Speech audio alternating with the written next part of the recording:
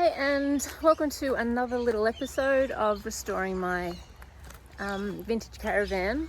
I've just got to go and get a few tools from Scott because he has raided my tool pile, which is actually his tool pile, so I can't complain. We're going to do a couple of little just little fiddly jobs, taking things off here and there.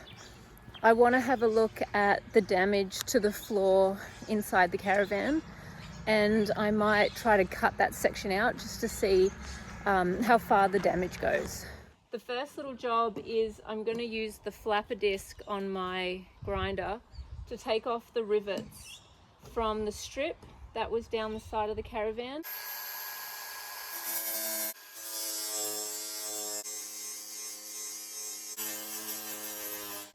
I've got a few little hook latches that need to come off. They're pretty corroded and I'm going to replace them with new ones. And I'm assuming that this was possibly a doorstop. Anyway, it's broken, so I'm going to take that off as well. And I'm just going to do that by drilling out the rivets, and hopefully they'll just come off.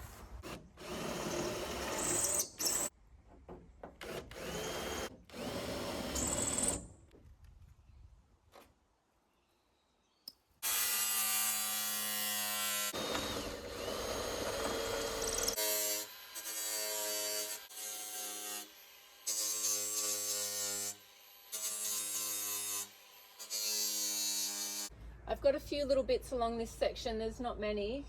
I've got I think this was like a rail. I don't know if you could hang things off it or not, but it's clearly broken. So I'm going to take these off. These are all screws, and they're flathead screws as well, which is a bit annoying.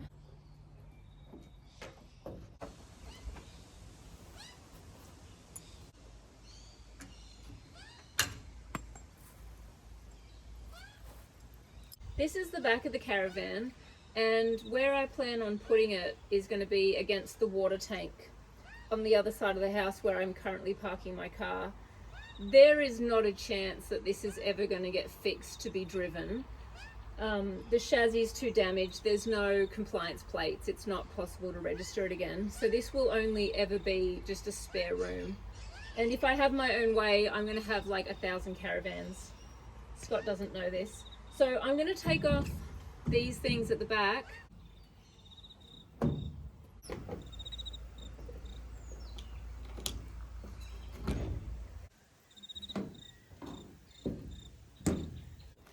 These screws are completely corroded, but I do want to take this off.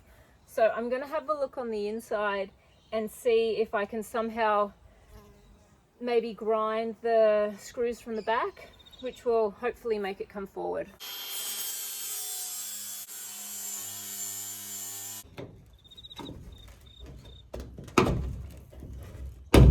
When I was cleaning the floor the other day, I noticed that this was just crumpling. So I'm not too sure how far this damage goes. It's obviously pretty bad. So the first thing I'm going to do is drill a couple of holes, just so when I get underneath I know exactly where I'm up to. So I'm going to come down maybe to here and replace this whole section. We are right on the edge of this frame. I don't know if you can see down there, but I can see my 3 holes. Because if I cut on this side, I have nothing to fasten it to. I need to have a space to fasten it. So that's my thoughts there. And if I do it wrong, then I can just fix it. So I'm just going to plunge cut this down and then come across to about this line and then hand saw the rest.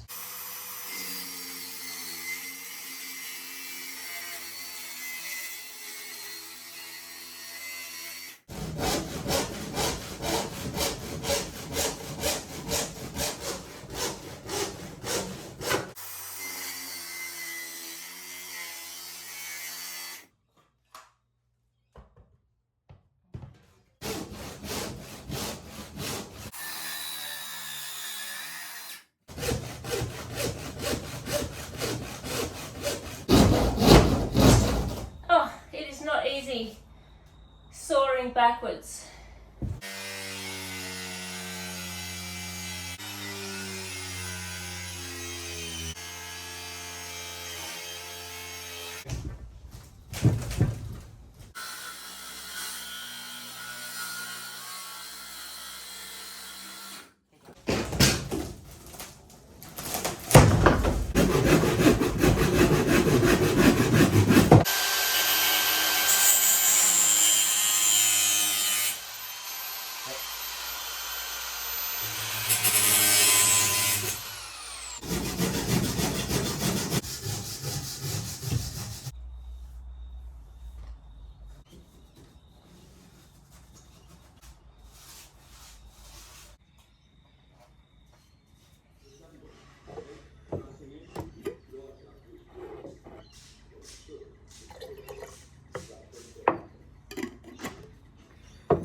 In hindsight, I probably should have cut on the other side of the beam to have taken less flooring out, but I was thinking I wanted to have some of the chassis to attach the new piece to, but it doesn't matter. It's sort of 6 of one, half a dozen of the other.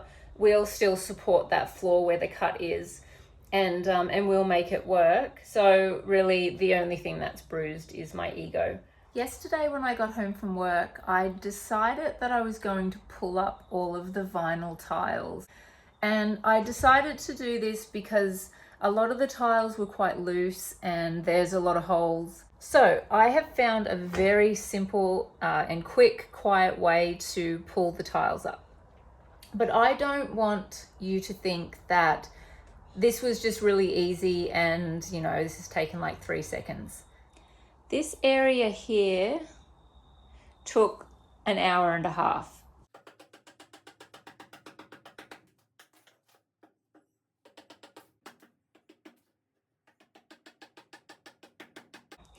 And then I started to use boiling hot water because I didn't want to use a like a heat gun. And I did this whole area in the same time it took me, or less, to do those 4 tiles. So I've got some water boiling now and I'm going to try and get as many off as I can, but I will try to keep this short and sweet because this is not a riveting job to watch. So I'll just put a few sections in to show you how easily the tiles come off with the hot water, but I won't take up a whole heap of time.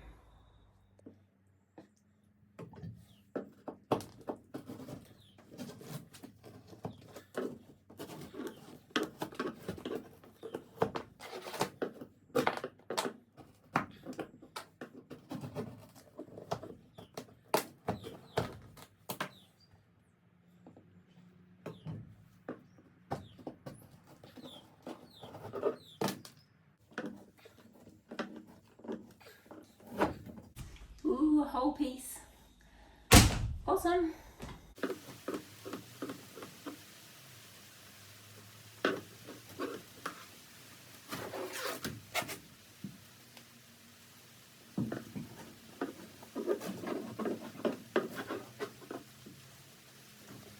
That's it for me today. I'm not going to do any more because it started to rain and it's getting pretty dark. I've been home for about an hour and I still haven't even seen Scott. So I'm going to walk over to the shed. I'm going to say hello to him and then I'm going to have an early night.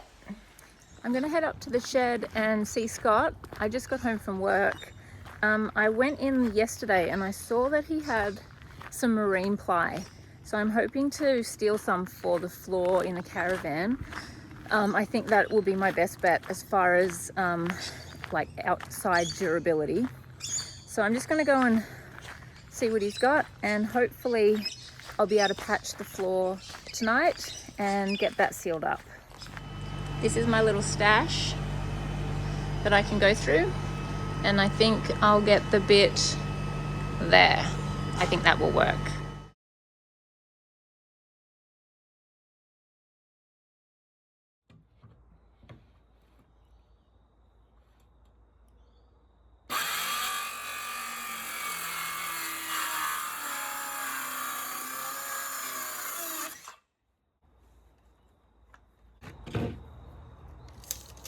I'm just double checking my measurements.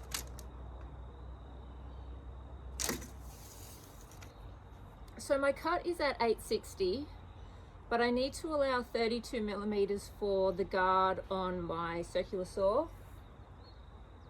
So I've marked all that up. I've double checked that the measurements are correct. So now I'm just going to put my straight edge on and I'm going to follow that line. I don't have any other jig to get a straight edge on.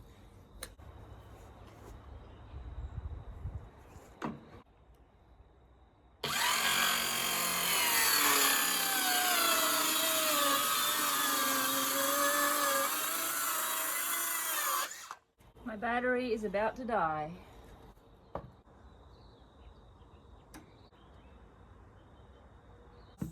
I'm gonna get Scott to make me a cutting table that I can just cut wherever I want and not have to worry about the saw horses, because I don't like using them. Things flip over. If I'm doing a really big piece, my saw will kick back on me if it flexes at the end. But this is just temporary for a small piece.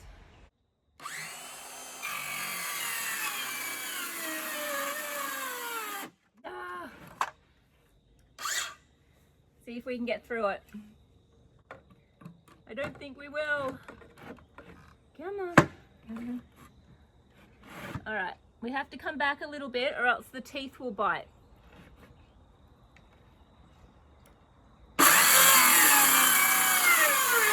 Yes. All right, we have one piece cut. I'm going to cut a piece 1600 across here, and that should support the floor, the new piece I put down, as well as the existing bit.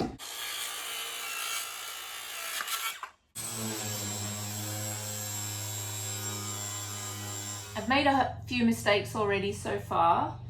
I've cut my piece of flooring a bit too short because I measured it at the widest end, and because I followed the line of the flooring, I thought it was square. It wasn't square, so that's okay.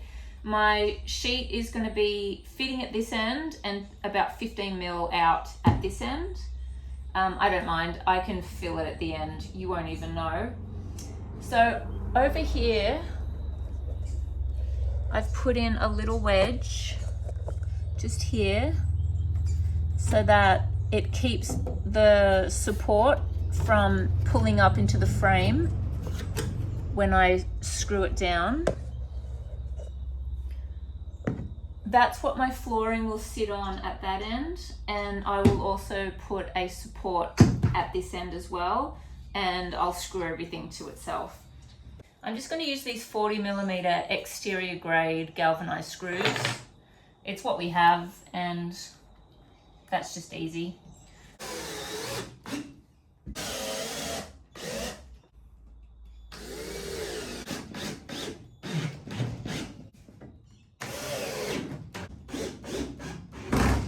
I have a couple of pieces of just treated pine. I'm just going to put these in here to support this section. I probably only need one piece because I can support over here. So I'm just going to clamp that. And I'm just going to fasten that.